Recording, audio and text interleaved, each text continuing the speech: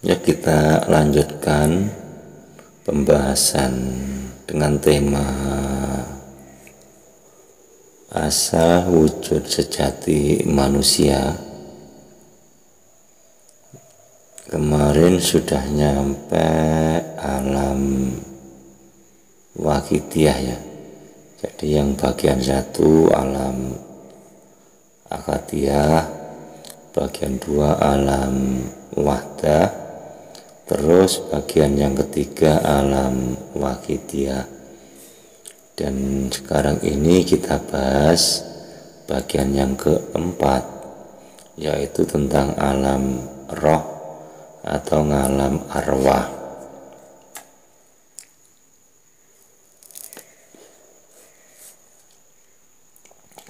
Tapi sebelum kita bahas yang itu, ini saya akan memberikan contoh, mempraktekkan ya. Karena yang namanya alam-alam ini sebenarnya sudah ada di diri kita masing-masing. Dalam arti manusia itu atau kita ini adalah Allah yang kecil, dan Allah yang besar itu adalah zat atau ruangan kosong ini, itu adalah Allah yang besar. Maka dari itu manusia ini ya, manusia ini bebas untuk menentukan nasibnya sendiri karena Allah sudah ada di dalamnya manusia. Lalu cara mempraktekkan tentang akadiyah, wahdah, wakidiyah itu, ini biar saya ibaratkan, mungkin kalau kamu ingin ya, berkeinginan membuat rumah, ini ibaratnya kamu itu Allah, rumah itu ciptaan. Jadi gini, ketika kamu punya angan-angan ingin membuat rumah, itu tentunya kamu kan merancang ya, merancang di dalam pikiran kamu, nanti rumah kayu yang saya buat ini seperti apa, bentuknya gimana, terus kira-kira biayanya seberapa gitu, itu kan rencana. Jadi ketika kamu mulai ya, ketika kamu pertama berkeinginan atau duweni kerentek di dalam hati ingin membuat rumah, itulah yang disebut dengan ta'yun awal. Itu masih di alam wahdah ya. Nah, yang namanya alam akadiyah itu ketika kamu membuat kayu sudah ada bahannya, kayu yang besar itu masih berbentuk gelondongan, dalam arti masih bundar, belum digergaji, belum digarisi atau apapun. Karena kamu ingin membuat rumah ya, rumah yang kamu buat nanti bentuknya seperti apa, lalu kamu mengambil yang namanya kertas putih ya. Kertas putih inilah yang disebut dengan Nur Muhammad kalau Allah ya, kalau bangsa Allah. Akan tetapi ini kan cuma ibarat aja biar mudah untuk dipraktekkan di dalam hati kita masing-masing. Setelah ada yang namanya Nur Muhammad atau kertas putih itu tadi, karena belum ada coretan apapun, belum ada gambar apapun ya, lalu kamu mengambil sebuah pena. Nah, pena inilah yang nantinya akan menjadi rasa Nur Muhammad, biar bisa untuk ngilu istilahnya ya. Lalu setelah kamu ada pena, ada kertas putih, ketika kamu menitikkan pena tersebut dalam arti untuk menggambar rumah yang sudah engkau ingat-ingat di dalam pikiran. Itulah yang disebut dengan nukot goib. Jadi nukot goib ini awalan daripada sebuah penciptaan, akan tetapi penciptaan itu belum diwujudkan, dalam arti Allah belum berkun fayakun.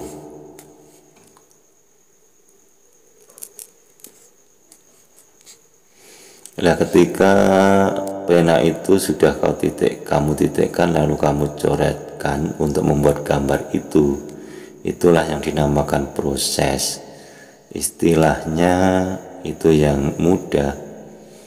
Ketika Nur Muhammad ini dipaes oleh Allah biar menjadi sempurna. Kalau diibaratkan di kamu tadi, kamu lagi menggambar rumah ini pantasnya seperti apa. Nanti setelah gambar rumah ini sesuai dengan angan-angan kamu, maka hati kamu kan senang. Jadi prosesnya sudah selesai dan Nur Muhammad ini sudah sempurna. Lalu oleh Allah Ta'ala itu disimpan lagi di dalam Nurullah.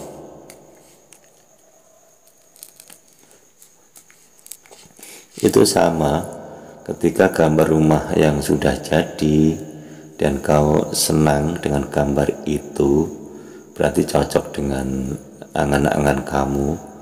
Lalu gambar itu kau simpan entah di dalam lemari atau di bawah kasur atau di mana gitu, karena sudah sempurna. Walaupun belum kau buat rumahnya, tapi gambarnya kan sudah jelas.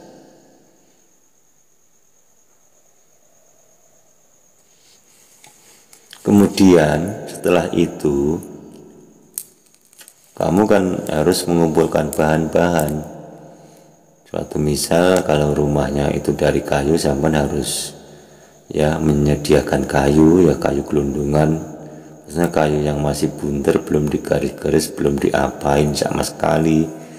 Itulah yang disebut dengan akadiyah atau zat itu, karena semua terjadi itu dari akadiyah dan belum ada kehendak sama sekali. Nah, setelah engkau kamu merencanakan rumah ini seperti apa, lalu kayu itu kau garis-garis ya, kamu garis-garis, kamu gergaji ya. Ini nanti yang jadi calon bahannya usuk. Ini nanti yang akan jadi bahannya gawang. Ini nanti yang akan jadi bahannya tiang. Ini nanti yang akan jadi bahannya pintu. Ini nanti yang akan jadi bahannya jendela dan yang lainnya.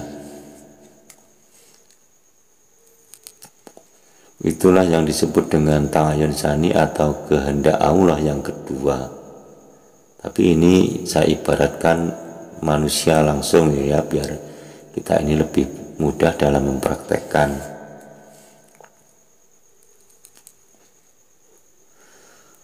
Setelah kayu-kayu itu kamu gergaji, lalu kamu buat rumah itu. Nah, karena yang membuat itu alam semesta ini adalah Allah cukup kun fayakun, maka baru kelihatan semua yang sudah digambar tadi yang sebelumnya disimpan di dalam Nurullah. Itu berada di alam wakidiyah ya, walaupun semua itu sudah ada, akan tetapi belum digelar ya. Seperti istilahnya kalau kamu punya tikar tapi tikarnya itu masih gulungan, itulah yang disebut dengan lauhil mahfud.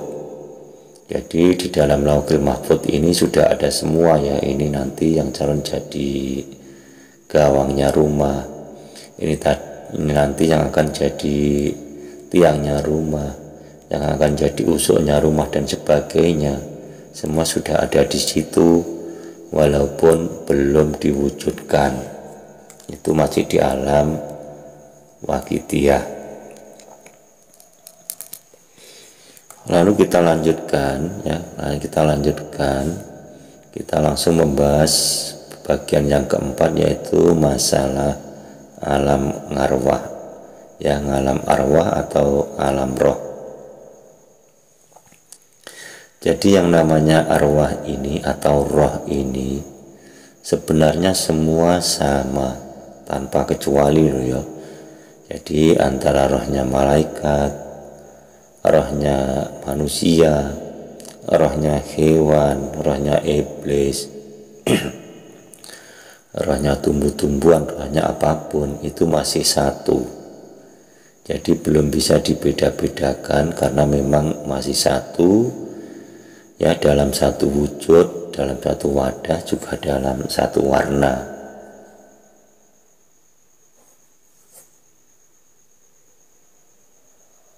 Karena itu kita sebagai manusia kita harus memahami, karena asal ya, kalau orang Jawa itu menyebutnya ngerti sangan paran ya. Ngerti sangan paran tu mati. Karena kalau tidak mengerti sangan paran tu mati, nanti kita sebagai manusia ini juga akan bingung kembalinya nanti kemana.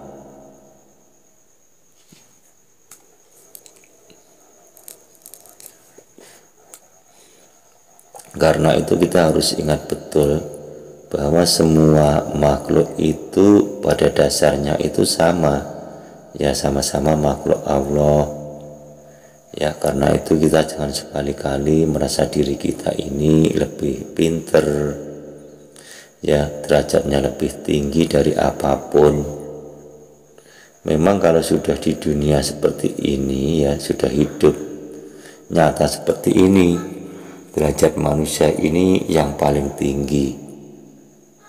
Akan tetapi ada catatan, derajat manusia itu paling tinggi dari makhluk apapun ketika manusia itu memang benar-benar iman kepada Allah Subhanahu wa ta'ala.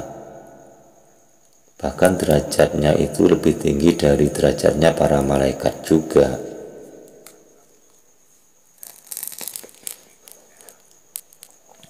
Akan tetapi kalau manusia itu tidak ingat Tuhan, tidak cinta dengan Tuhannya, atau tidak tahu tentang asal-usulnya juga, maka manusia itu derajatnya paling rendah juga dari makhluk apapun, bahkan juga lebih rendah daripada hewan sekalian. Itulah yang disebut dengan alam arwah ya. Jadi semua masih sama, warnanya putih ya, warna putih, wujudnya kental, dalam satu wadah. Semua itu belum ada istilahnya nanti ya, orang ini akan jadi kaya, akan jadi miskin, karena di situ di dalam alam arwah ini belum ada sakit, belum ada bahagia, belum ada apapun, karena masih jadi satu itu tadi, satu wujud, satu wadah, satu rupa. Nanti kalau sudah menginjak ke alam misalnya, itu baru sudah ditentukan oleh Allah. Kalau alam misal itu kan semua roh kan sudah dibagi-bagi. Ini roh ya, ini rohnya nanti yang akan jadi manusia, ini roh ini nanti yang akan jadi malaikat, roh ini nanti yang akan jadi hewan, roh ini yang nanti yang akan jadi iblis dan sebagainya. Itu sudah ditentukan dan nasib pun sudah ditulis di situ. Itu juga ada yang menamakan ya, orang-orang menamakan lauhil mahfud. Jadi sudah sangat jelas sekali tentang alam arwah ini, juga alam roh ya. Silahkan dipahami. Nanti pada video berikutnya kita akan lanjutkan ya, kita akan membahas alam misal ya. Ini tentang temanya asal wujud sejati manusia bagian 4 yang ini, yang alam apa namanya, alam ruh ini, nanti yang alam misal itu bagian yang kelima.